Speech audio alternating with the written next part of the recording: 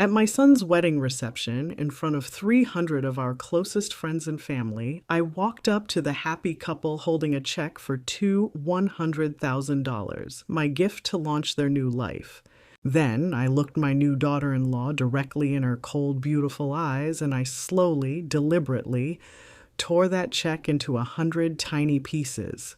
The night before, she had called me a pathetic, lonely old woman.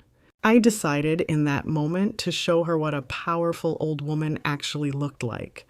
But before that moment of glorious, terrible, and liberating defiance, there was just a mother. My heart overflowing with a pure and uncomplicated love for her only son on the eve of his wedding. My name is Amanda, and at 68 years old, my life was a quiet and contented one. I was a widow, my dear husband Robert, having passed 5 years ago, leaving a hole in my heart that would never truly heal, but also leaving me with a comfortable and secure life he had worked so hard to provide. My world, since his passing, had revolved around one bright, shining star, our son, James. James was a good boy, a wonderful man.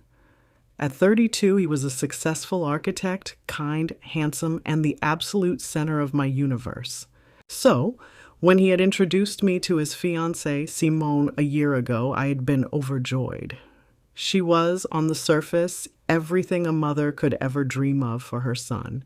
She was stunningly beautiful, with a sharp, intelligent mind and a successful career as an art consultant. She was charming, she was witty, and she seemed to adore my son.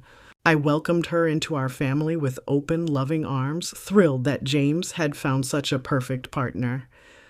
I had thrown myself into the wedding preparations with a joyful abandon. As they were a young couple, just starting out, I was happy to help. In fact, I was paying for the majority of the lavish affair, a gift from a mother who wanted nothing more than to see her son's happiness. It was my joy, my privilege. The greatest gift, however, was one I had kept secret. For years, Robert and I had carefully invested and saved, building a nest egg not for our own retirement, but for our son's future. It was a substantial sum, $200,000, a life-changing amount of money that we had earmarked to give him when he got married, a foundation upon which he and his new wife could build their dreams, a down payment on a bigger house, a fund for their future children's education, a safety net for a life of comfort and security. This check was more than just money. It was the culmination of a lifetime of our love and sacrifice for our son. The night before the wedding, I was staying with James and Simone in their beautiful new condo downtown, a home that my gift was meant to help them one day move up from. The mood was one of happy, excited, and chaotic energy. The wedding was tomorrow. Everything was perfect. I was in the guest room, putting the finishing touches on the wedding gifts I had brought, my heart full of a quiet, perfect joy. The check, written out in my neatest hand, was safely tucked inside a beautiful handwritten card where I had poured out all my hopes and dreams for their new life together. I just needed one more roll of ribbon to finish wrapping the last of the smaller gifts. I remembered seeing some in the kitchen pantry earlier. I slipped out of my room and walked quietly down the hallway. The lights were low. As I approached the kitchen, I heard their voices, low and intimate. I paused, not wanting to intrude on a private moment between the soon-to-be married couple.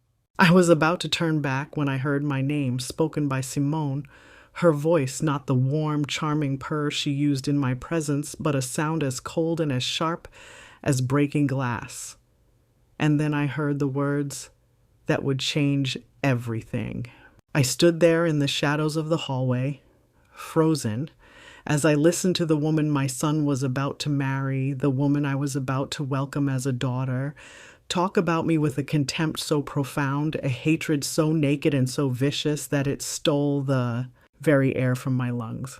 My heart, which had been so full of love and joy just moments before, began to shatter, piece by painful, jagged piece.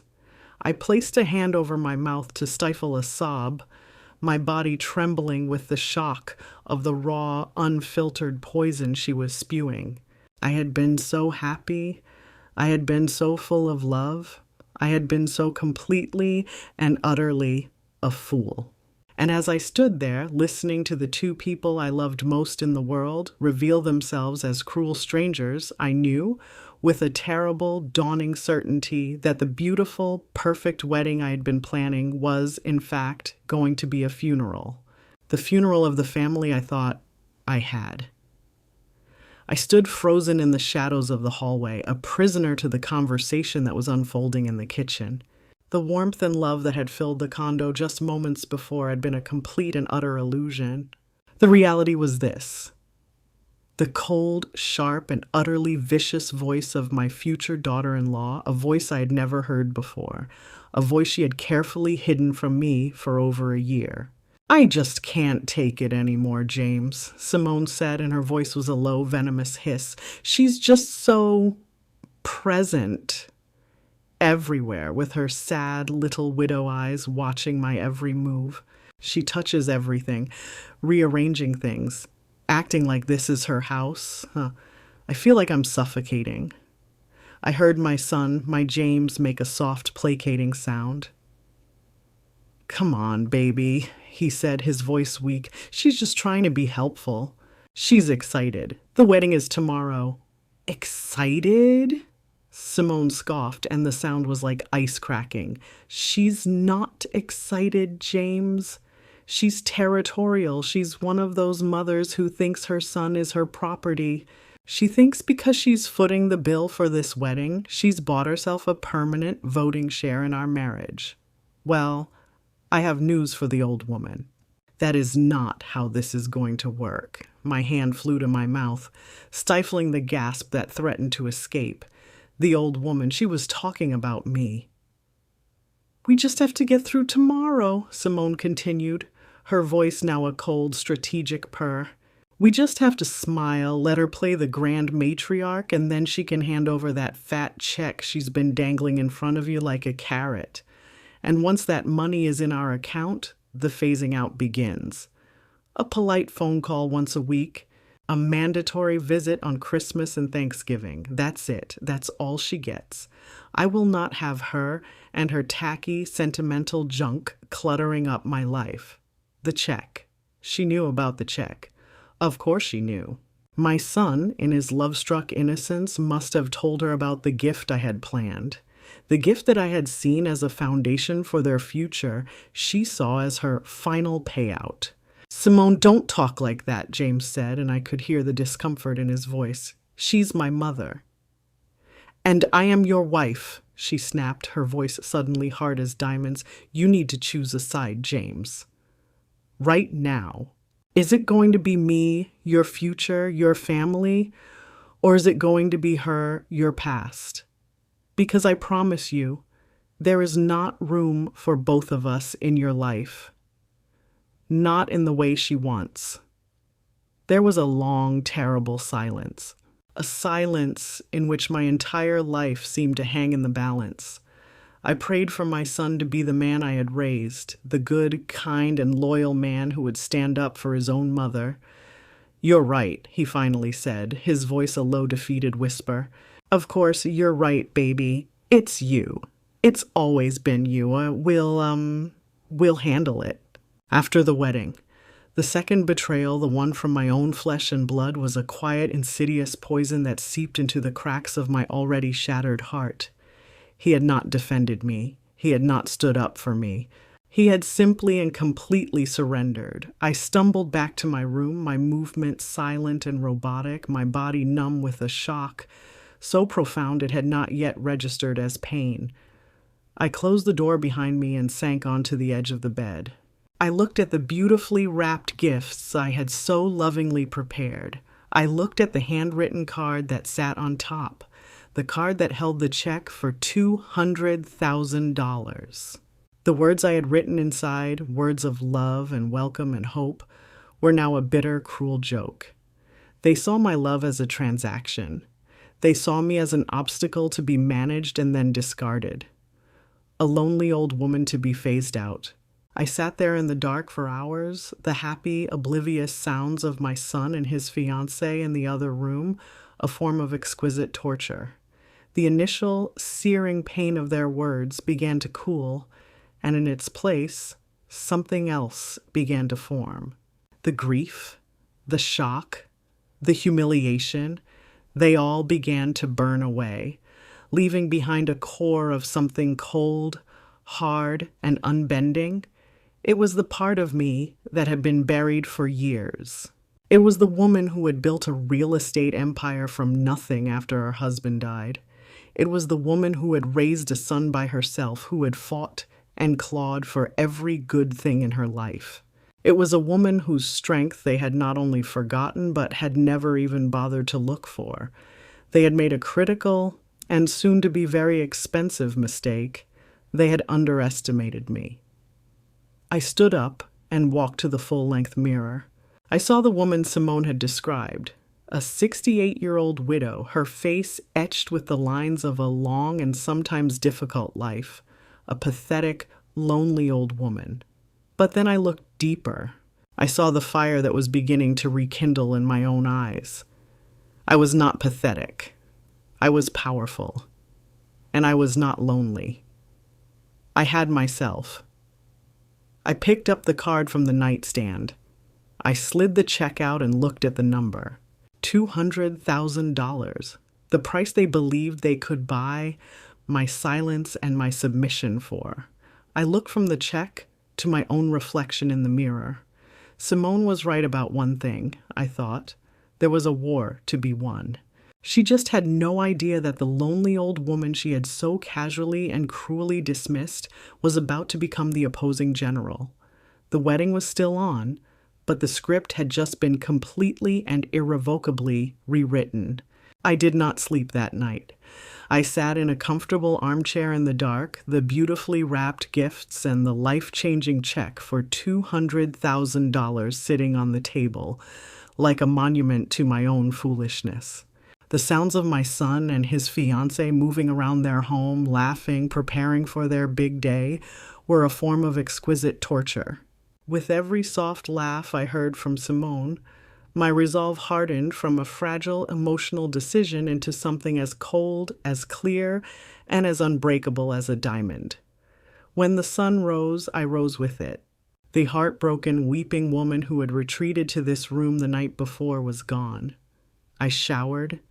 I did my hair and my makeup with a meticulous precision.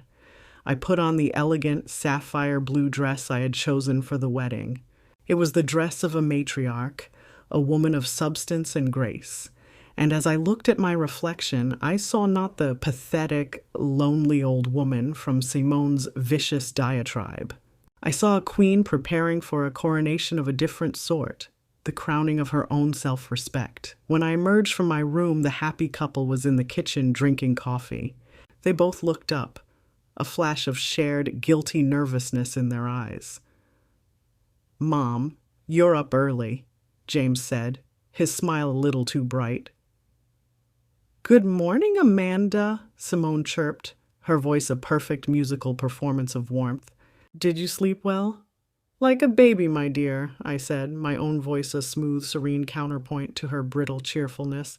"I've never felt more rested or clear-headed in my life." I poured myself a cup of coffee and sat with them, a calm, smiling participant in the morning's charade. My serenity was a weapon they did not understand. It unnerved them. They had expected tears, accusations, a dramatic scene. I gave them nothing but polite, placid grace, and I could see that my refusal to play the victim was throwing their entire script into chaos. The wedding ceremony was held at a magnificent old church, its stained glass windows throwing jeweled patterns of light across the pews. It was a beautiful, opulent, and breathtakingly expensive affair that I had paid for.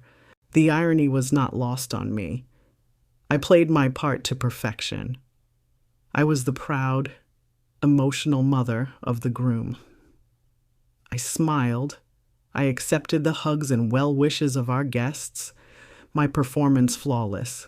I was a gracious, loving matriarch, celebrating the happiest day of her only son's life. I watched as my son stood at the altar, handsome and nervous. I watched as Simone, a vision in white, walked down the aisle toward him, her face a perfect mask of bridal joy.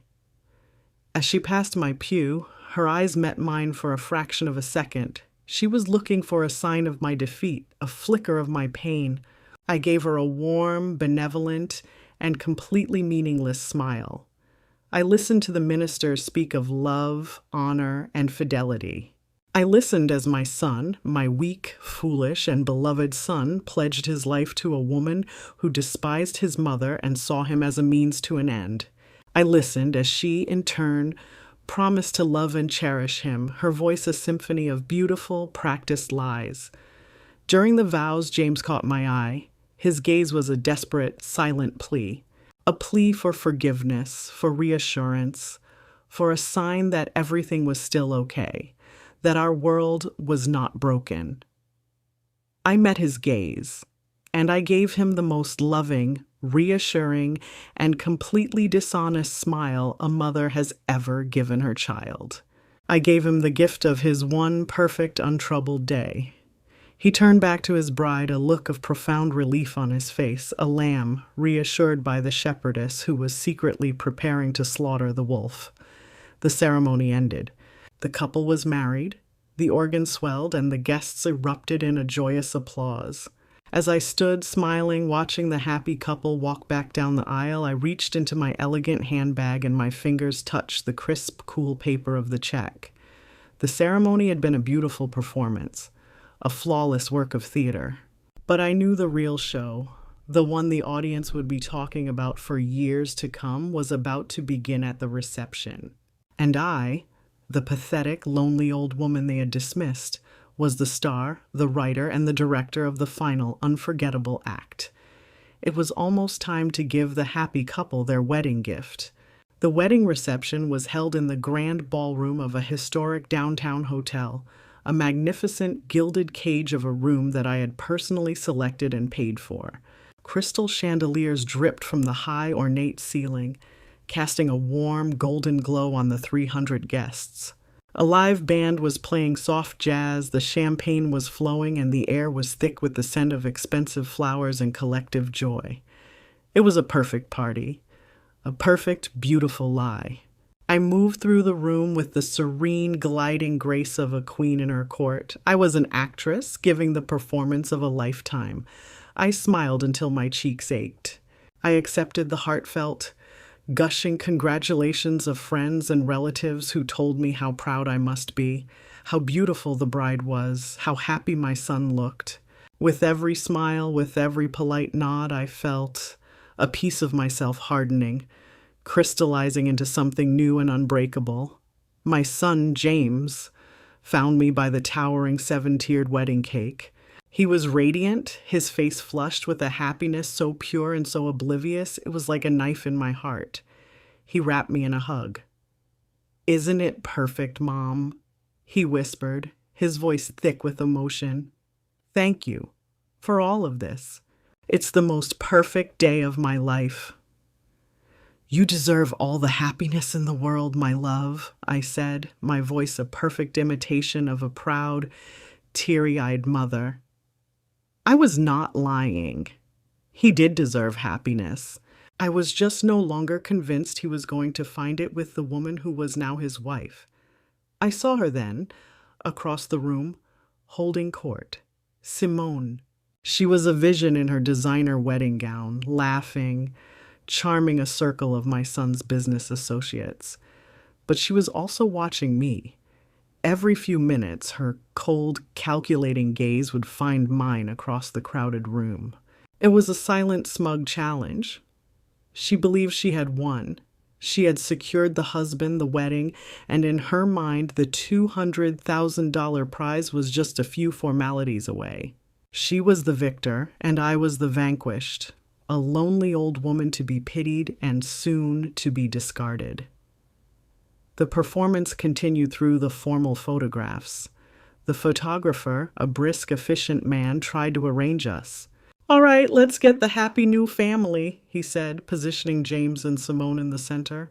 He turned to me. Mother of the groom right next to your son.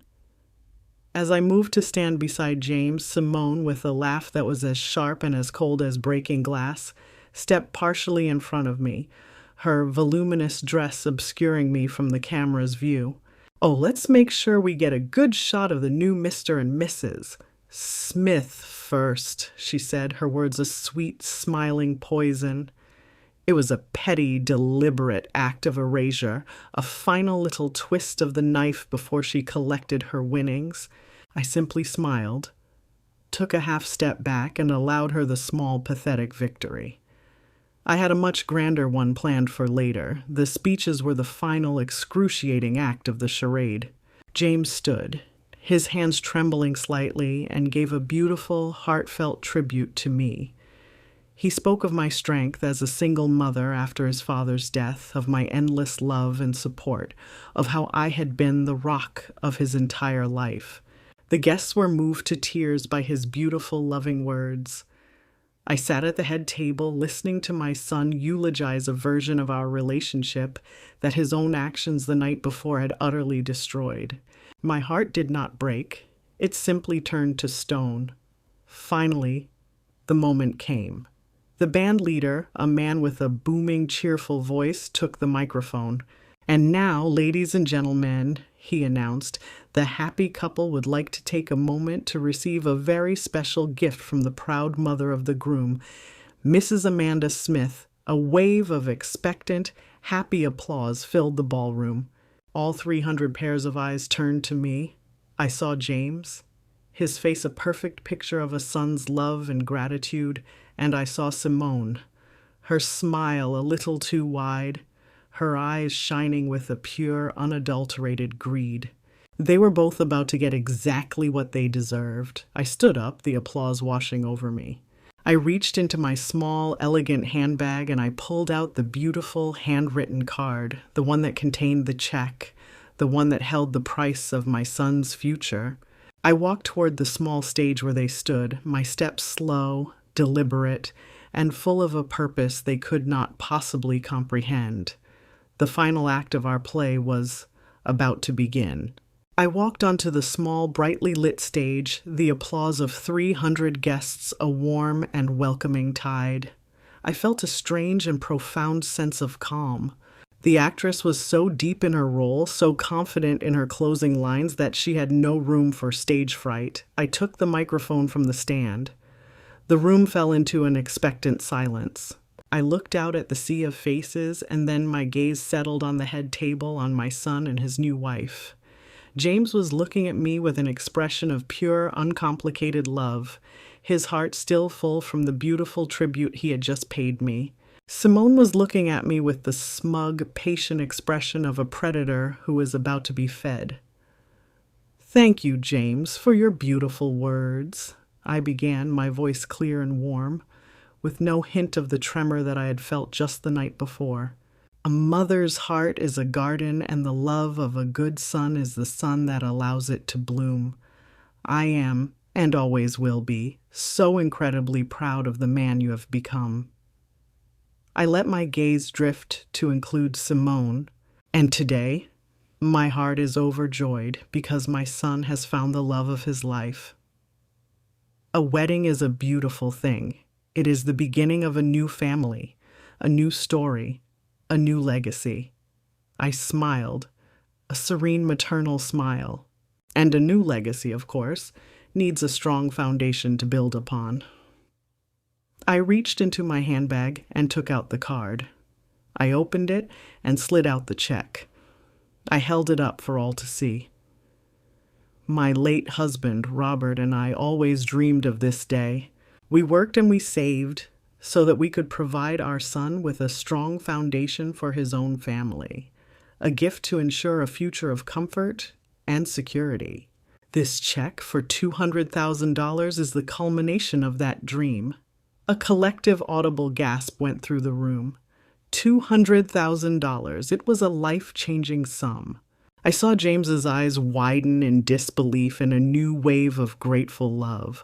I saw Simone's eyes flash with a look of pure, triumphant greed. She was practically vibrating with it. She had done it. The prize was hers.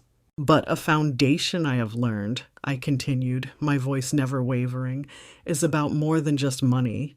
The strongest foundations, the ones that last a lifetime, are built with the bricks of honesty, the mortar of respect, and the unshakable bedrock of personal dignity. I turned my full attention to the head table, my gaze locking first with my son's and then finally with hers. Last night, I said, my voice now a little colder, a little clearer. I was accidentally made aware that the foundation of this new marriage is perhaps not as strong as it appears. I learned that the respect I thought I was being given was merely a performance. I learned that the love I was being offered was seen as a transaction. And I learned that my role in this new family was to be that of a bank account, to be drained and then, quote, phased out. The silence in the room was now a deafening, shocked, and utterly absolute thing. Every single guest was frozen, their forks halfway to their mouths. James's face had gone from joy to a pale, horrified confusion. Simone's face, her beautiful, perfect face, had become a mask of pure, ugly fury. I looked down at the check in my hand, at the symbol of my life's work, at the price of my own erasure. A foundation of lies is no foundation at all, I said, my voice ringing with a clear, calm finality. And then, with a slow, deliberate movement that felt like it was happening outside of time, I tore the check in half.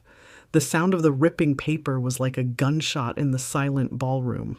I did not stop there. I took the two halves and tore them into quarters, then eighths. I continued the slow, methodical destruction until the $200,000 was nothing but a pile of meaningless blue confetti in my hands. I let the pieces flutter from my fingertips, and they drifted down to the pristine white carpet like a bitter, expensive snow. I looked at my son, and for the first time, I let him see the profound, heartbreaking pain in my eyes.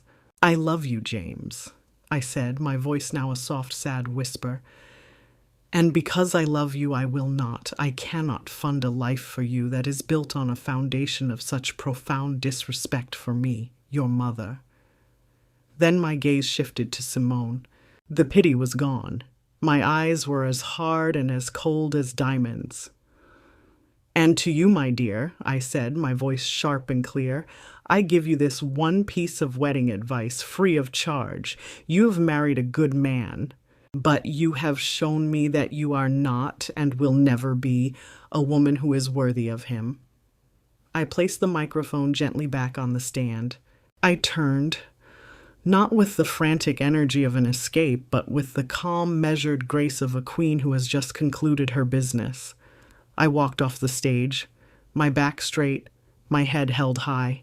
The crowd, a silent, stunned sea of faces, parted for me as I walked.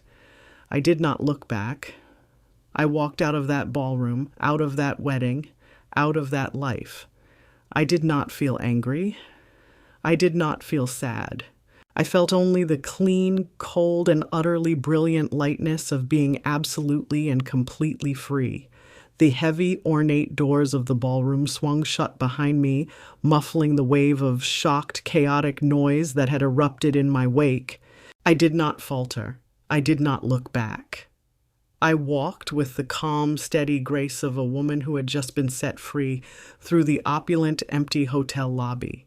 The polite young man at the front desk, the one who had checked me in just the day before, looked up at me with wide, confused eyes. Mrs. Smith? He asked. Is everything all right? Can I call you a car? That's very kind of you, dear, I said, giving him a small, genuine smile. But I have already made my own arrangements. I walked out of the hotel and into the cool, crisp evening air. My old life was in that ballroom, imploding in a supernova of shattered expectations and public humiliation. My new life was waiting for me. I had, in the long, sleepless hours of the previous night, done more than just steel my resolve. I had made a plan, a quiet, efficient, and complete exit strategy. I hailed a taxi and gave the driver the name of a different hotel, a chic, modern boutique hotel on the other side of the city, where a suite, booked under my own maiden name, was waiting for me. As the taxi pulled away from the curb, I did not look back at the grand, glittering hotel where the wreckage of my son's wedding was now on full public display. I arrived at my new hotel and was shown to my suite. It was beautiful. A quiet, minimalist space with a breathtaking view of the city skyline. It was a room for one, a room of peace. I took off my beautiful sapphire blue dress, the armor I had worn to my final battle, and changed into a simple, comfortable silk robe.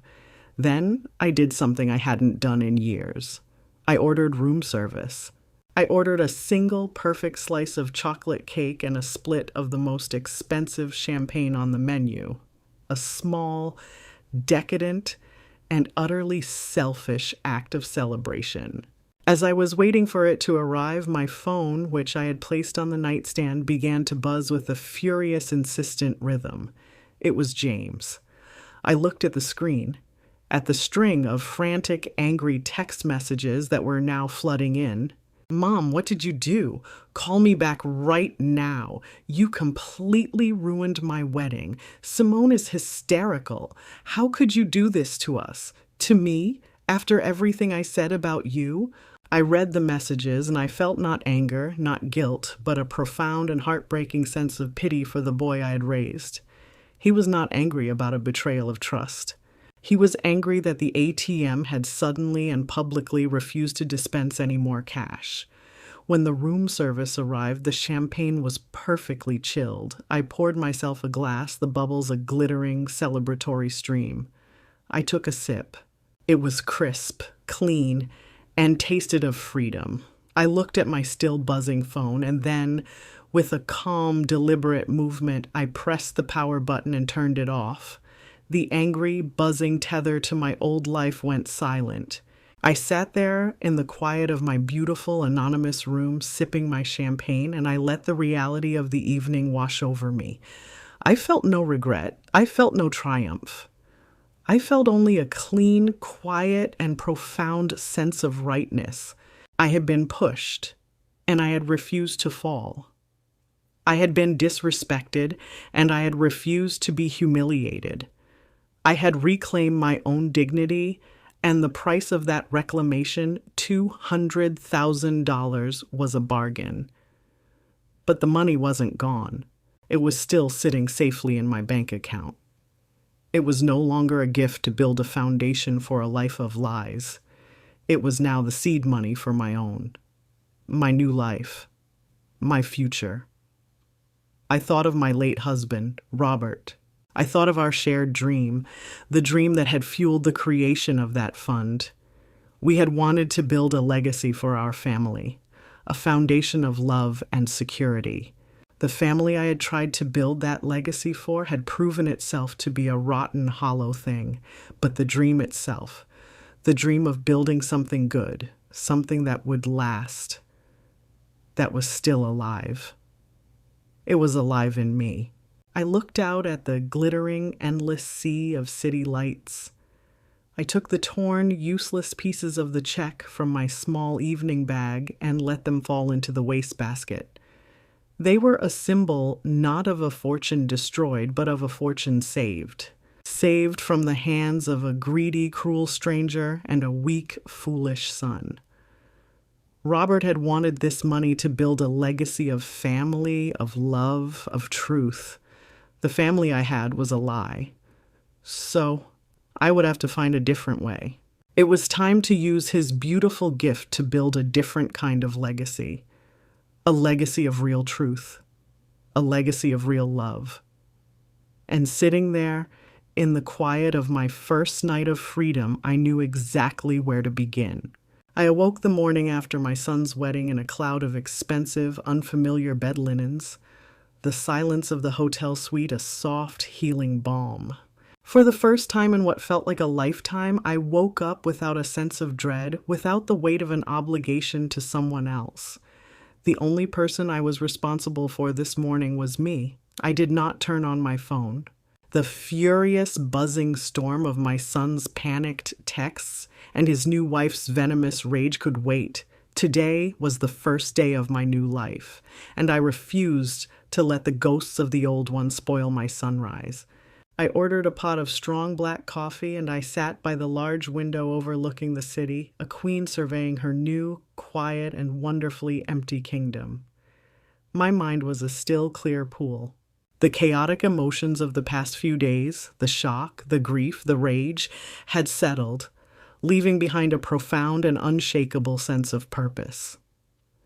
The act of tearing that check had not been an act of destruction. It had been an act of preservation. I had saved my husband's legacy from the greedy, undeserving hands that had been reaching for it, and now I had to decide what to do with it. My late husband, Robert, had been a builder. He had started with nothing, a boy from the wrong side of the tracks with a toolbox and a dream, and he had built a successful construction company through sheer grit, talent, and an unwavering belief in the power of a hard day's work. That $200,000 wasn't just money, it was the crystallized essence of his life's philosophy. It was a foundation. And it deserved to be used to build something that would last, something that would honor the man he had been. By the time I had finished my coffee, the plan was fully formed in my mind, as clear and as solid as the steel skyline outside my window. My first phone call was not to my son, it was to my lawyer. My second was to my financial advisor. I scheduled meetings with both of them for the following day. I, Amanda Smith, the woman they had dismissed as a pathetic, lonely old widow, was about to go back into business. The next day, I walked into my lawyer's office, a different woman than the one who had cried there just a few short weeks ago. I was no longer a victim seeking advice. I was a founder, giving instructions. I am establishing a foundation, I announced, my voice clear and steady. It will be called the Robert Smith Foundation for Young Entrepreneurs. Its mission will be to provide seed money, grants, and mentorship to young men and women from underprivileged backgrounds in our city who have a solid plan and the courage to start their own business. My lawyer, a sharp and capable woman, looked at me, a slow, admiring smile spreading across her face. She understood immediately. This was not just charity.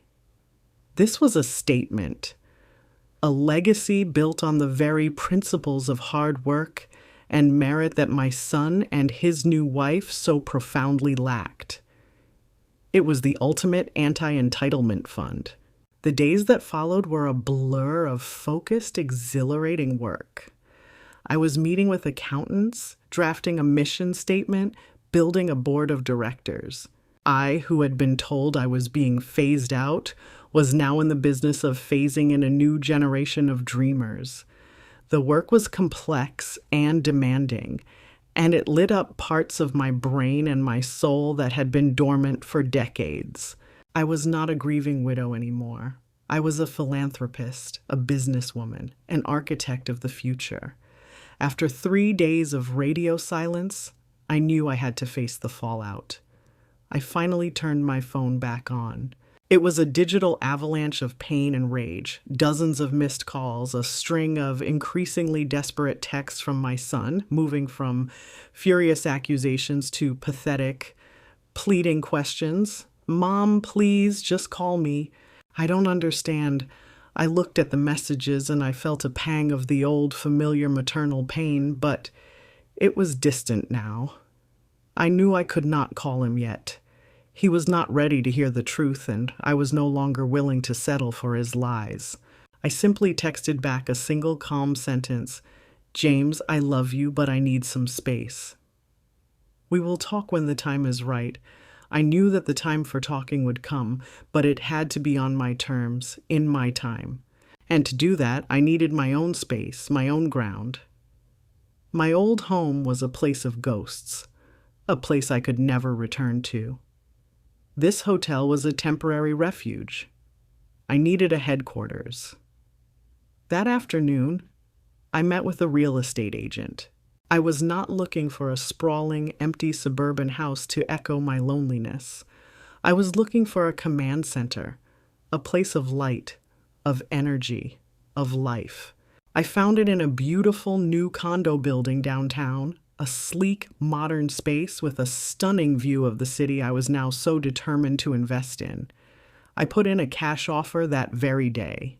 The next afternoon, I sat in the real estate office, the closing documents spread out before me. I picked up the pen and signed my name, Amanda Smith, on the deed to my new home. It was not a family house, designed for holidays and grandchildren. It was not a place to store the memories of a life that was over. It was a headquarters, a launching pad, the nerve center for my new life and my new mission. The old, sad, and accommodating Amanda was gone forever. The new Amanda was just getting started, and she had a foundation to build. The first few weeks in my new condominium were a revelation. I had spent 35 years living in a house that was a museum to my husband's memory and a stage for my son's life. This new space, with its clean lines, its breathtaking city views, and its beautiful, empty rooms, was something else entirely. It was a canvas. And for the first time in my life, I was the artist. I filled the space not with the heavy, traditional furniture of my past, but with pieces that were light, modern, and chosen by me, for me. I established a new routine, one that was not dictated by the needs of anyone else. I would wake with the sun, drink my coffee while looking out at the waking city, and then I would go to work. My living room became the temporary headquarters for the Robert Smith Foundation for Young Entrepreneurs. My days were filled with the exhilarating, challenging work of creation. I interviewed and assembled a small, brilliant board of directors, a retired banker, a sharp young marketing guru, and a beloved community leader. I was no longer a lonely widow. I was a chairwoman, a leader. I was in my element, and I had never felt more alive. We spent our days sifting through the first round of grant applications. The stories of these young people, their dreams and their struggles, were a powerful antidote to the bitter poison of my own family's entitlement. There was a young woman from the West Side with a brilliant plan for a community-based catering business, a young man with a patent for a new kind of recycling technology who just needed the capital to build a prototype. These were the people my husband would have admired. These were the legacies he would have been proud to build. In the middle of this new, purposeful life, the past came calling. It was a Tuesday afternoon. My phone rang, and the name on the screen made my heart freeze for a second. Simone. I almost didn't answer. But the new Amanda, the woman who was no longer afraid, took a deep breath and accepted the call. "What do you want, Simone?" I asked, my voice cool and even.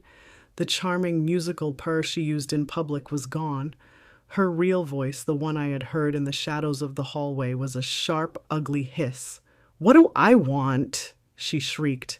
"I want what you owe us.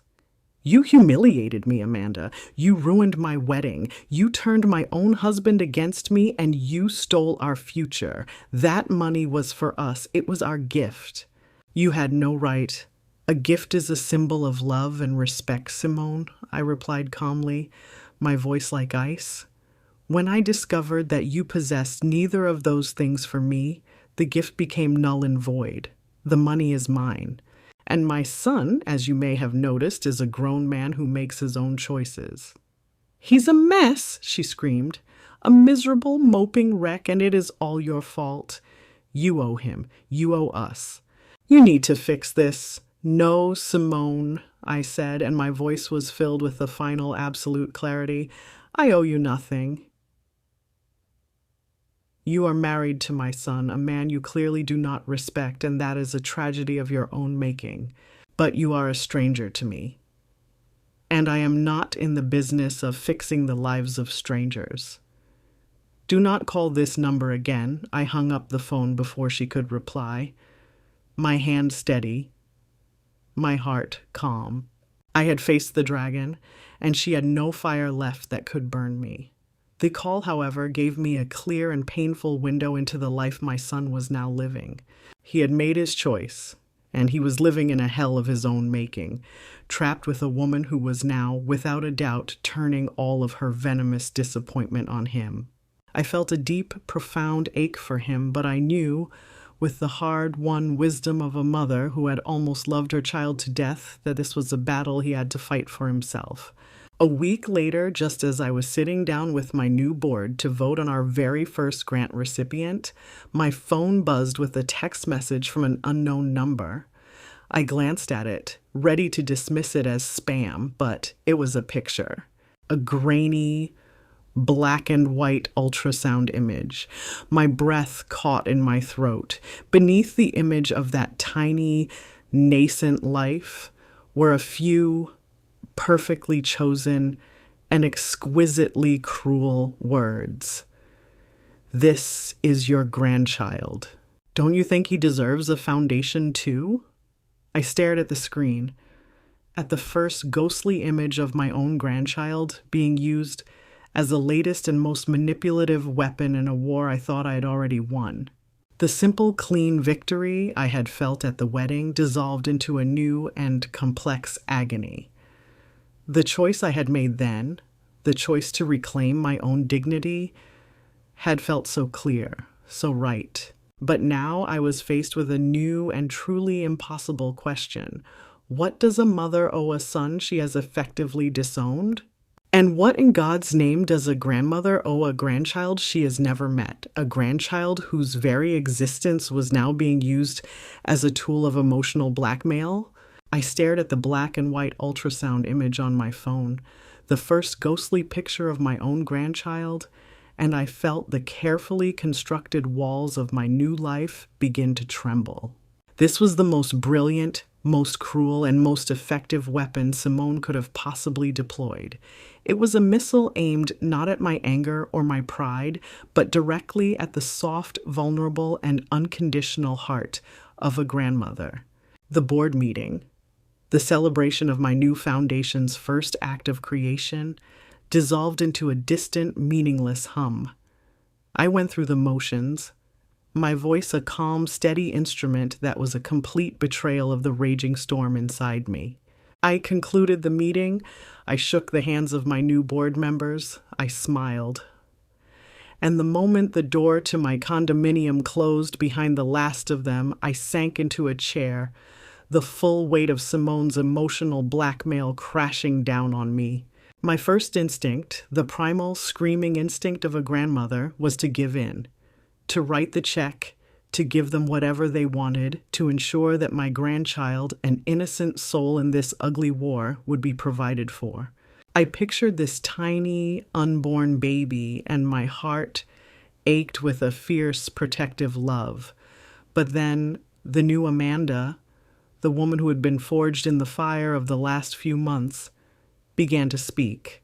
Her voice was quiet, cold, and relentlessly logical. What would happen if I gave them the money? The cycle would begin all over again.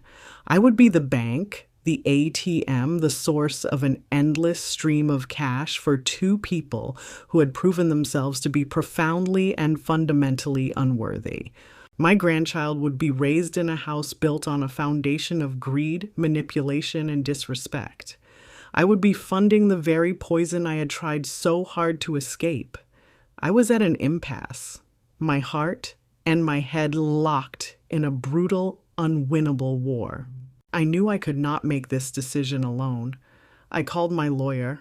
I explained the situation, my voice a tight wire of controlled emotion. I emailed her a screenshot of the text message. She was silent for a long moment after I finished.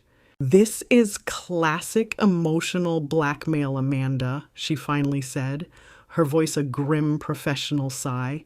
"It is the most effective and the most despicable tool in a manipulator's arsenal. Legally, you have zero obligation to them. Morally, That is a burden you have to carry, she paused, but I want you to think about this very carefully.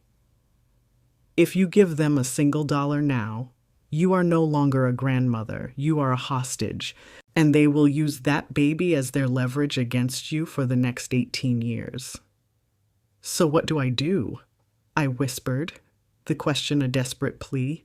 I can't let this child suffer because of the sins of its parents.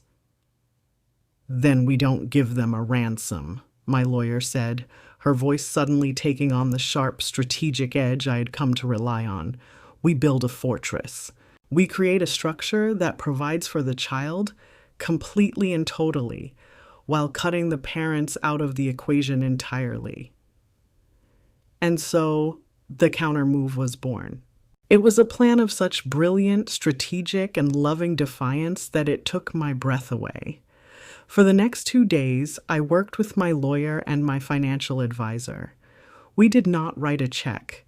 We drafted a legal document, an ironclad, irrevocable trust established in the name of my yet-to-be-born grandchild. Into this trust, I placed not just the original $200,000, but a significant portion of my own assets, creating a fund that would guarantee this child's future. But the terms of the trust were a masterpiece of legal warfare. The trustees would be myself and the bank, a neutral third party. My son and his wife would have zero control. The funds could be used only for 2 specific purposes: the child's health care and the child's education, with all payments to be made directly to the institution, the doctor's office, the hospital, the university. James and Simone would never see a single penny of it. The bulk of the fortune would remain locked and untouchable until my grandchild turned 30 years old, a fully formed adult, free from the influence of their parents' greed. I would provide for this child. I would ensure their health and their education, but I would not fund the lavish, entitled lifestyle of the 2 people who had tried to destroy me. When the documents were signed, notarized, and legally filed, my lawyer drafted a final formal letter. It was sent via a certified courier to James and Simone. It did not mention their text message. It did not acknowledge their threat. It was a cool, professional, and utterly devastating response. It stated in the driest of legal terms that, in light of the news of her impending grandchild, Mrs. Amanda Smith had taken the liberty of establishing a comprehensive trust fund to ensure the child's future. It briefly and clinically outlined the terms, making it perfectly, brutally clear that they would have no access to or control over the funds. That evening, I stood at the window of my beautiful new home looking out at the city lights. I had just gotten off the phone with my lawyer, who had received confirmation that the letter had been delivered. I looked at the sonogram picture on my phone, at the grainy black and white image of a life I already loved so fiercely. Simone had thought she was sending me a ransom note, but I had answered with the blueprint for a fortress. I would protect this child, my grandchild, not by surrendering to the craven, greedy demands of its parents, but by building a wall of love and security around it that they would never, ever be able to breach. The war was not over. It had just entered a new and far more important phase: the battle for my grandchild's future. The week after my lawyer sent the letter detailing the irrevocable trust was the quietest week of my life. The angry, buzzing hornet's nest that had been my relationship with my son and his wife went completely, utterly silent. There were no furious phone calls, no manipulative text messages, just a profound and deafening silence. I knew what it meant. It was the silence of a checkmate. Simone, the master strategist of emotional warfare, had finally encountered a move for which she had no counter. She had been outmaneuvered, and she knew it.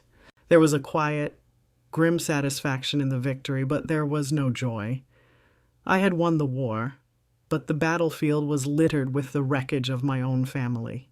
I spent my days in a state of productive mourning, throwing myself into the work of the foundation. We reviewed the final applications for our first round of grants, and I found a quiet solace in reading the hopeful, ambitious stories of the young entrepreneurs we were about to help. This was my new family, my new legacy. A family built on merit, not manipulation. The call from my son James came on a rainy Tuesday afternoon. I saw his name on the caller ID, and my heart gave a familiar, painful lurch. I took a deep breath and answered, preparing myself for a fresh wave of anger or accusations. But the voice on the other end of the line was not the angry, confused man-child who had yelled at me after the wedding. It was a different voice, one I had not heard in years. It was the voice of my son, and he sounded tired, broken, and completely, utterly defeated. "Mom," he said, his voice a low, rough whisper. Do you have a minute to talk?" He was not calling from his home. I could hear the sounds of traffic in the background. He was in his car, hiding. "I'm here, James," I said softly. "I got the letter," he said, "from your lawyer." About the trust, he was silent for a long moment, and I just waited. When I showed it to her, to Simone, she exploded. I have never seen anything like it. It was monstrous. He told me everything then, the words pouring out of him in a torrent of pain and disillusionment. He told me that Simone's rage had been terrifying. She had screamed, she had thrown things. She had not been angry that her child's future was secure. She was furious that the money was beyond her control. She kept screaming that you had beaten her, that you had stolen her money, he said, his voice thick with a new and profound disgust. And then she said it. She looked at me and she said, "This baby was our ticket. It was our leverage. And you just let your stupid old mother take it all away." The ugly, naked truth of her greed, her manipulation, was finally out in the open, and my son had been forced to see it in all its horror. "I see it now, Mom," he whispered, his voice cracking. "I see everything. I've been such a fool, a weak, blind fool.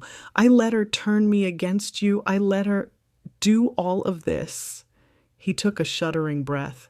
"Thank you," he said, the words a raw, painful confession. "Thank you for protecting my child. From her and from me.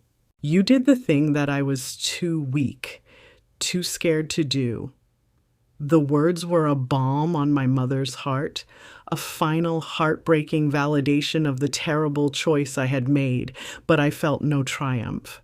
Only a deep and profound sorrow for the pain that had brought my son to this moment of clarity. "I will always be here to protect my grandchild, James," I said, my own voice thick with tears. "And I will always be here for you. Always." "I know, Mom," he said. He was quiet for a moment, and I could hear him gathering his courage. "That's why I'm calling. I can't stay with her. I can't bring my son, my child, into this house, into this poison. I'm leaving her, Mom. I'm going to a hotel tonight, and tomorrow I'm filing for divorce." He had finally done it. He had finally chosen himself. He had finally chosen his own child over the woman who would have used that child as a weapon. I listened to my son's words, the sound of a man finally, after a lifetime of being led, deciding to find his own way. The war I had fought to protect my husband's legacy was over, but a new and in many ways far more important war was just beginning. The fight to help my son and my unborn grandchild build a new and better life from the ruins of the old one. My son's decision to leave his toxic marriage was the beginning of a new and far more complicated war. James checked into a small anonymous hotel, a man adrift, having just detonated his own life for the sake of his and his child's future. The first thing I did was not to call my lawyer. It was to cook. I made him a large, comforting pot of his favorite beef stew, the kind my husband used to make, and I brought it to his hotel. It was a simple maternal act, but it was a profound declaration. You are not alone in this fight. We sat in his sterile, impersonal hotel room, and for the first time, we were not a mother and a son caught in a web of someone else's making. We were allies, partners, we were a family, reforged, and ready for the battle ahead. Simone's reaction to the divorce papers was swift, predictable, and utterly vicious. Her lawyers launched a full-scale assault, painting James as a cruel, unstable, and mentally unbalanced man who had abandoned his pregnant wife under the manipulative influence of his jealous and controlling mother. She petitioned for sole custody of their unborn child and a staggering amount of alimony and child support, designed to cripple him financially for the rest of his life. She's not just trying to divorce him, my lawyer Caroline said to me grimly after reading their first filing. She's trying to annihilate him. Then we will not let her, I replied, my voice a calm, steady line of pure resolve. I made a decision. I would not just be a supportive presence on the sidelines, I would enter the fight. I formally retained Caroline's firm to represent my son. The full weight of my financial resources and my own hard-won strategic experience was now officially on his side of the battle. We were a united front. While the lawyers traded blows, I focused on the human side of the war. I helped James find a small, respectable apartment of his own, a quiet, safe space where he could begin to heal. The process of setting it up, of buying furniture, of turning an empty space into a home was a powerful bonding experience. It was a role reversal. I was no longer just the mother who provided. I was the partner who helped him build. We were not just dealing with the wreckage of his marriage, we were laying the foundation for his new, independent life. The legal process was grueling, and it took its toll on him. There were days when he would be overwhelmed by doubt and regret. "Maybe I should have just stayed, Mom," he said to me one evening, his voice full of a weary despair. "It would have been easier. My son, he's going to be born into a broken home because of me." I stopped him right there. I took his face in my hands and made him look at me. "Listen to me, James," I said, my voice fierce and loving. "A home is not about two parents sleeping under the same roof. A home is about love and safety and respect. Your child was going to be born into a beautiful, expensive prison, and he would have learned nothing of those things. Now, he will have a father who is strong and honest and free. That is not a broken home. That is the greatest gift you could ever give him." Our counterattack in the courtroom was a quiet, methodical, and devastating one. When Simone's lawyers subpoenaed James's financial records to try and paint him as unstable, we were ready. We provided a portrait of a man living a responsible, modest life. And then we submitted the full, detailed charter and funding documents for the $200,000 Robert Smith Foundation for Young Entrepreneurs. We argued that this foundation, in which James would one day play a role, was the true measure of the Smith family's values: hard work, community, and the building of a real legacy. Then we went on the offensive. Caroline's team subpoenaed every single one of Simone's financial records, her credit card statements, her bank accounts. They were looking for a pattern, and they found it. A pattern of reckless, extravagant spending that had begun the moment she had gotten engaged, a clear indication that she had viewed her marriage not as a partnership, but as a payday. The final legal document we filed was a motion. We petitioned the court to appoint a neutral guardian ad litem, an independent advocate for the unborn child, to oversee a full psychological evaluation of both parents to determine which home would provide a truly safe and stable environment. We were not just fighting for custody, we were fighting for the very soul of my grandchild. I stood by the large window in my condominium, my phone pressed to my ear, as Caroline told me about the latest move. Simone had tried to use money to define my son's worth, to define her own value. Now, we were using the very principles my dear Robert had built his life on, honesty, integrity, and a clear, transparent balance sheet, to show the court exactly who she was. The battle was no longer about her vicious words against my son's pain. It was about her insatiable greed versus our family's true and lasting legacy. And I had absolutely no doubt which one was going to win. Our legal motion to appoint a guardian ad litem and to compel a full psychological evaluation of both parents was the move that broke the back of Simone's entire strategy. The courtroom was no longer a stage for her performance of the wronged pregnant victim. It was about to become a laboratory where her true character would be placed under a microscope, and we both knew what the science would reveal. Her panic was immediate and palpable.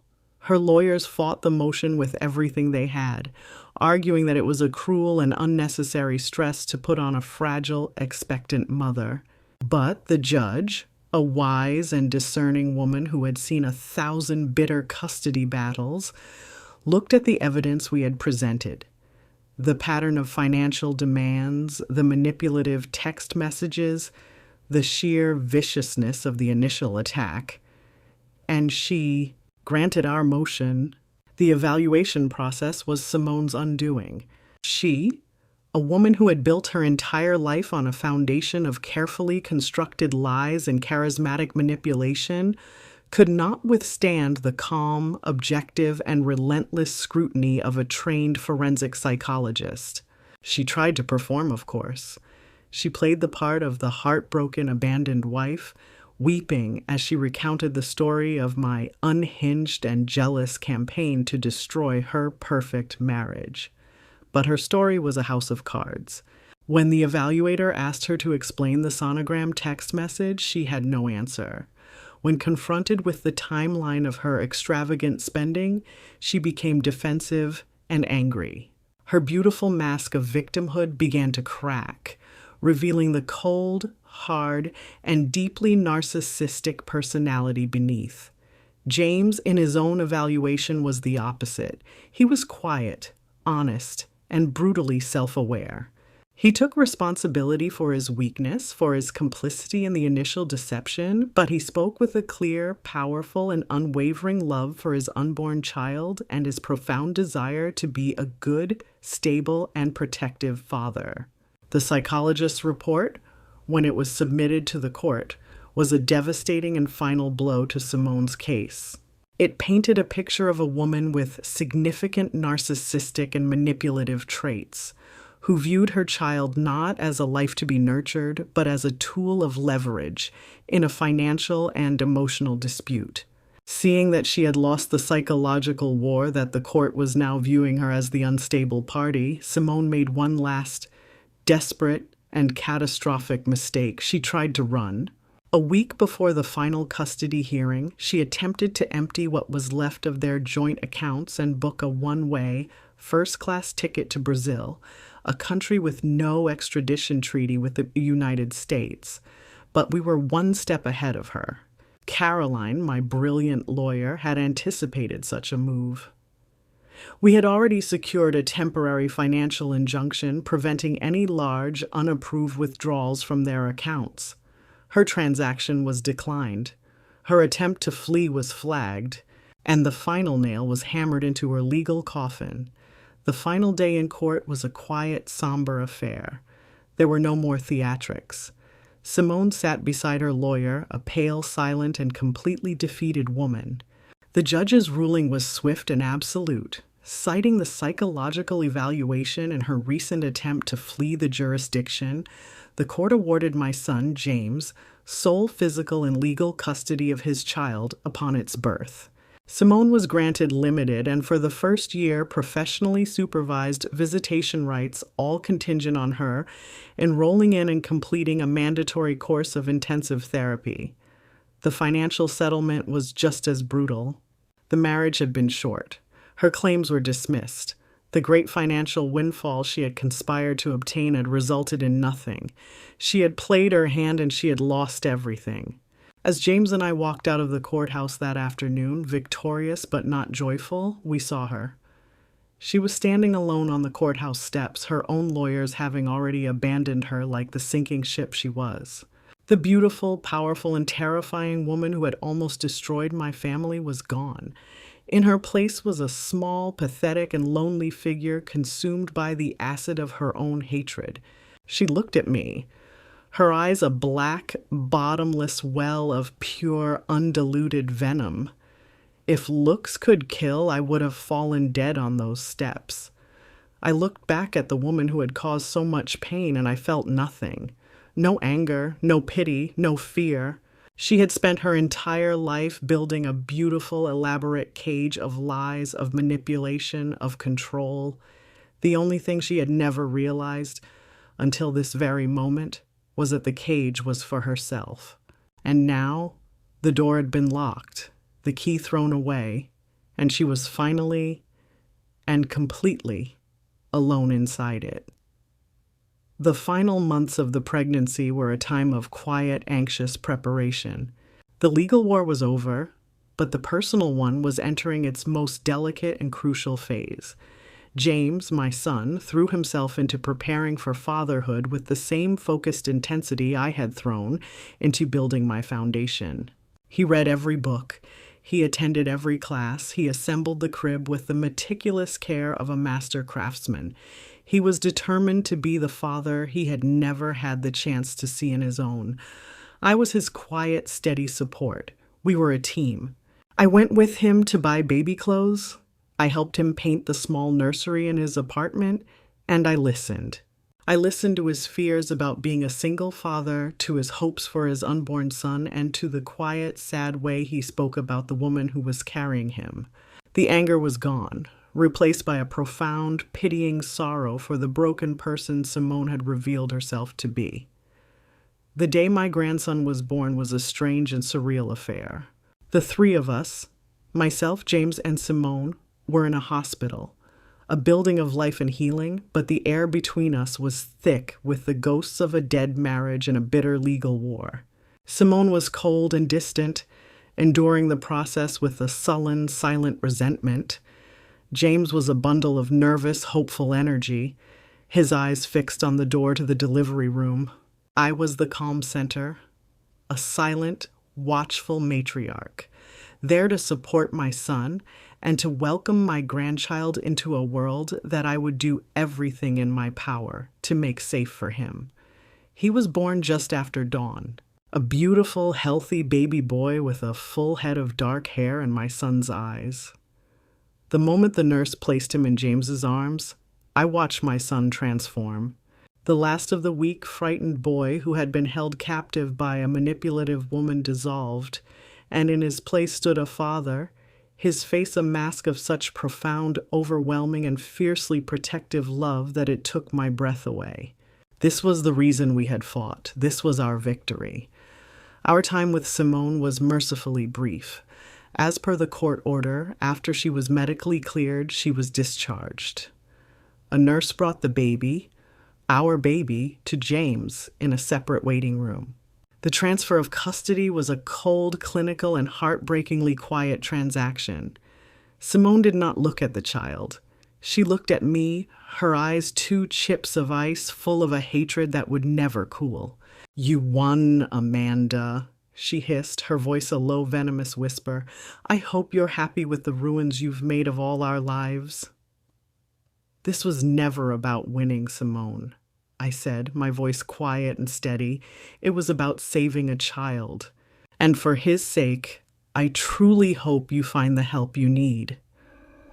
She just gave a short, bitter laugh, and then she was gone, a ghost of a memory, a sad, tragic story that was no longer ours to read. We brought my grandson home to James's small, clean apartment. The first few weeks were a chaotic, beautiful, and utterly exhausting blur of sleepless nights, endless feedings, and the quiet, miraculous wonder of a new life. I was there every day, not to take over, but to support. I would cook meals for James, do a load of laundry, and hold the baby so my son could get a few precious hours of sleep. We were a family, a strange, broken, and completely unconventional family, but a family nonetheless, bound together by our shared love for this tiny, perfect human being. One night, about a month after the baby was born, I was getting ready to go back to my own home. James was standing by the crib, looking down at his sleeping son, a look of pure, unadulterated love on his face. "Mom," he said, his voice a low, tired murmur. "Thank you, for everything. I could never have done this without you." "You could have, James," I said, coming to stand beside him, "but you didn't have to." That's what family is for. The real kind. I went home to my own quiet condominium.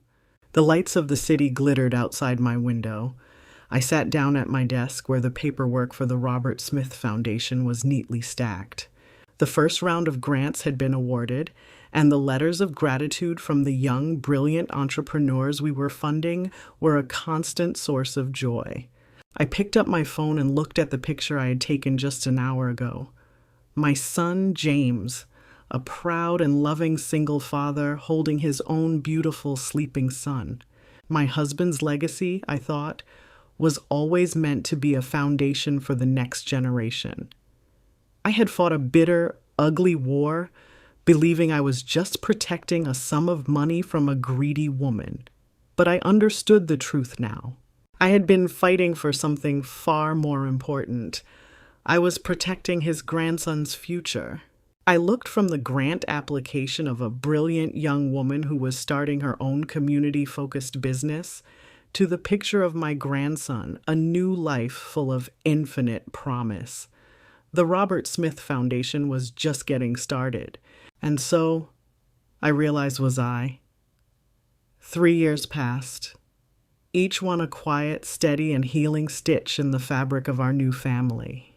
My grandson, whom we all called Robbie after his grandfather, grew from a tiny, helpless infant into a curious, laughing, and joyful toddler. He was the sun around which our small, happy universe now revolved. My son, James, had transformed in a way that was a constant source of quiet pride for me. He was a wonderful father, patient and loving, his life now dedicated to the beautiful, simple work of raising a good and decent boy. He had found a new career, leaving the soulless world of corporate architecture behind. He now worked as a project manager for a nonprofit that built affordable housing. His skills now used not to build monuments to wealth, but to create safe and beautiful homes for families in need. Our relationship, reforged in the fires of crisis, was now the strongest it had ever been. A year ago, I had asked him to join the board of directors for the Robert Smith Foundation. He had accepted, and he had become an invaluable member. His sharp mind and compassionate heart, a guiding force in our mission. We were not just mother and son. We were partners, colleagues, two people working together to build a legacy of hope in our city. The foundation itself had become a resounding success. We had funded over a dozen new businesses, creating jobs and opportunities where there had been none. The young woman with the catering business plan was now running one of the most successful and sought-after catering companies in Detroit. The young man with the recycling patent had partnered with the city on a revolutionary new green initiative. These were my other children, the children of my husband's legacy, and their success was a constant, beautiful tribute to the man he had been. One perfect, sunny afternoon, the three of us were at the park. I was pushing Robbie on a swing, his delighted squeals a symphony of pure, uncomplicated joy. James sat on a nearby bench watching us, a look of profound peace and contentment on his face. The ghosts of the past, the anger and the betrayal were long gone, replaced by this simple, beautiful reality. "I heard something, Mom," James said quietly, his gaze fixed on his laughing son. I knew from his tone that he was talking about Simone. We rarely spoke of her. She was a ghost from a different life, a story that was over. Her lawyers contacted mine. He continued. She has formally relinquished her parental rights. She's getting remarried to some rich old guy in Monaco. She doesn't want the complication of a child from a previous marriage. She's gone, Mom. For good, I stopped pushing the swing for a moment. I looked at my beautiful, happy grandson, and I thought of the woman who could so easily walk away from him, and I felt nothing but a deep and bottomless pity for a soul so empty, so consumed by her own selfish desires that she was blind to the greatest treasure the world had to offer. Well, I said, my voice soft, then I wish her the life she has chosen. I gave the swing another gentle push, and Robbie's laughter filled the air, a perfect, cleansing sound that washed away the last faint residue of her memory forever. That evening was the Foundation's first annual awards gala. It was not a stuffy, high society affair, but a joyful, vibrant celebration of the incredible young entrepreneurs we had been privileged to support. The room was filled with a powerful, electric energy of hope and success. I stood on the stage, ready to present the main award for Entrepreneur of the Year to the young woman with the now famous catering company. As I looked out at the audience, I saw my son, James, in the front row. He was not looking at me. He was looking at his own son, Robbie, who had fallen asleep in his arms, his little head resting on his father's strong shoulder. I looked from the bright, hopeful face of the brilliant young woman on the stage beside me, a woman whose dream my husband's legacy had helped to build. Then I looked at the face of my son, a man who had been broken and who had so beautifully and courageously rebuilt himself. And I looked at the face of my sleeping grandson, the innocent, beautiful future of our family. I thought back to that terrible, glorious moment at the wedding reception, to the act of defiance that had felt like an act of pure destruction. I had been so wrong. I had not been tearing down a future. I had been clearing the ground, pulling the weeds, and preparing the soil for this, for a harvest more bountiful and more beautiful than I could have ever imagined. I had thought in that moment that I was just tearing up a check. I was wrong. It was the single greatest, wisest, and most profitable investment I had ever made in my entire life. 5 years have passed since the night of the wedding. 5 years since I walked out of that ballroom and into the terrifying, beautiful wilderness of my own life. The woman I was then, a woman defined by her grief and her misplaced devotion, feels like a stranger to me now, a character in a story I read a long, long time ago. Today the sun is bright and hopeful. I am standing on a small makeshift stage in a once-neglected neighborhood on the east side of Detroit. Behind me is a large architectural rendering of a beautiful new building. In front of me is a crowd of people, community leaders, news reporters, and the bright, hopeful faces of the young entrepreneurs my foundation has supported. Today is the groundbreaking ceremony for the Robert Smith Community Enterprise Center, a state-of-the-art facility that will provide co-working spaces, mentorship programs, and even a subsidized daycare for the next generation of our city's dreamers. My son, James, stands beside me. He is no longer my broken, lost boy. He is the executive director of the foundation, a respected, confident, and compassionate leader who has poured his heart and his soul into this work. He is a good man. The man his father and I always knew he could be. Down in the front row, my grandson Robbie, who is now a boisterous and joyful 5-year-old, is sitting on the lap of a woman I have come to love as a daughter. 2 years ago, James met a wonderful woman, a kind and brilliant elementary school teacher named Sarah. They're getting married next spring in a small, simple ceremony in my garden. Our family, which had been reduced to ashes, has been reborn into something stronger and more beautiful than I could have ever imagined. I give my speech, words of hope and gratitude, and then I am handed a silver shovel. James and I together plunge it into the ceremonial pile of dirt, a symbolic start to the new future we are building for our city.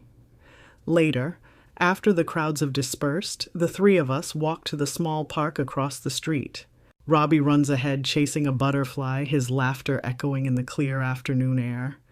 James and I sit on a park bench watching him. I used to think success was about the size of your house, the car you drove, my son says, his voice quiet and full of a new, hard-won wisdom. I thought that's what you and Dad wanted for me. Now I know what a real legacy is. It's not about what you own. It's about what you build for others.